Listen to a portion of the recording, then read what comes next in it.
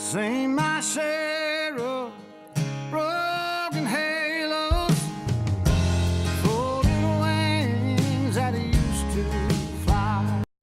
This is Mark Cunningham. I am with our CEO Justin Owen again for another version of Beacon Weekly. How's everything going, Justin? Going well. well. That's good. Yeah, we had a tough week. Not tough and good. We had a lot to do this week. Right. So tell me, I think the first thing that I want to start with is I got to interview gubernatorial candidate Carl Dean, which was really exciting because he's a Democrat running for governor of Tennessee, and we don't agree on a lot of things, but I'm just interested. You watched the whole interview. What were your thoughts? What do you think he did well? What do you think that policy-wise that we don't agree with him on, and what were your just general thoughts on it? Well, first, I appreciate Mayor Dean and candidate Dean for coming in and talking with us because, we do well among Democrats on some issues, but Republicans tend to embrace our issues a little bit more. So for him to step into that and join us for a discussion was very important.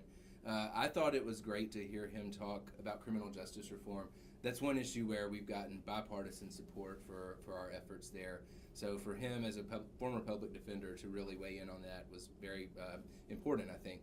I also thought the occupational licensing. Oh, absolutely. Yeah, he seemed to be against the barber high school license completely. He even admitted, look, if I get a bad haircut, then I get a bad haircut. There's necessarily no need for a license. He probably won't go as far as we would want to on some of the other issues, but I do think he at least sees the importance of that when it comes to low-income Tennesseans. Absolutely. Obviously, other issues like school choice, he's not quite there. Big charter school proponent, but not in favor of private school choice, so we would have some challenges there if he was governor in terms of expanding those opportunities.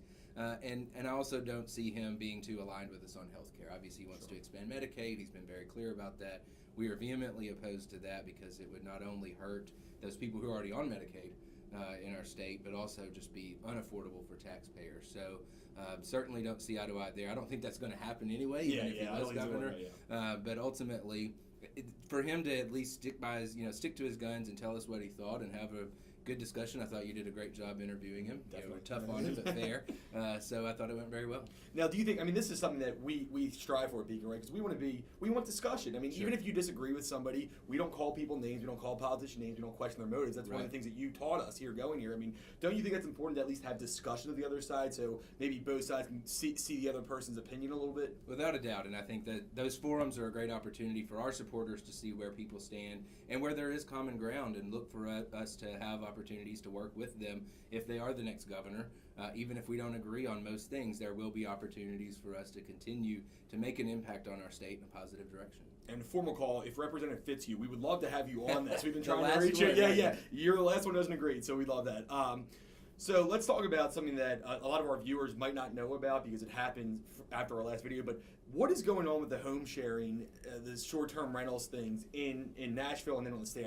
Just an update for some of the people. Yeah, so the city of Nashville has been battling over this short-term rental issue for a while.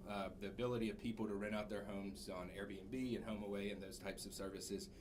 Memphis, for example, has a really great law. It works well. They have enforcement. If you make too much noise, they can get punished and lose your permit, that type of thing.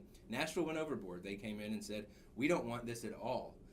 If you don't live in your home going forward, you're not even going to be able to rent it out. Even if you bought a second home down the street and you rent that out short term, you're not going to be able to do that anymore. So unfortunately, that really impacts a lot of people's property rights. The worst part of it is that they've told people you can do this for several years. They've collected taxes on it. They've given permits, and now they're going to rip the rug right out from under those Tennesseans. And so I do think that the state legislature is going to they're certainly taking a look at this. There will be efforts to preempt what Nashville has done.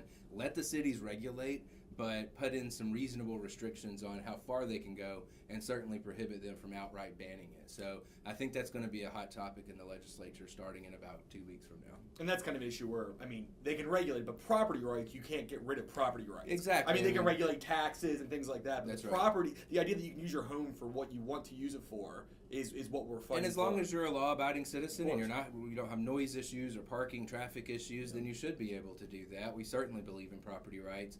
They should be regulating for those types of things like noise and traffic and stuff like that, but they're not. They just do an outright ban because of a small, loud, vocal minority has convinced them to go to this extreme. So I do think that you'll see the state legislature start to walk that back a little bit. That's a good addendum to what I said, because we don't believe in drug houses or anything. we don't think. But so the last thing is, we just talked about Airbnb. We talked about home sharing. You've been across the world. What has been your favorite? You stayed in Airbnb before. What's your favorite Airbnb you've ever stayed in? And where was that at? That's tough.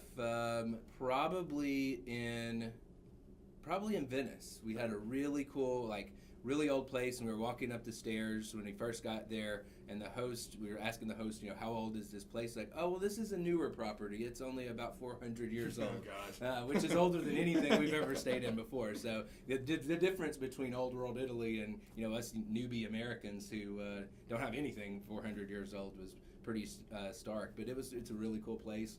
Exposed beams and stuff like that. So not Venice Beach. That's Venice, Italy. No, right? Venice, Italy. That's right. Venice Beach has some quite a difference. Yeah. So, well, that's all we have. We will see you next week. Thank you. Say my share.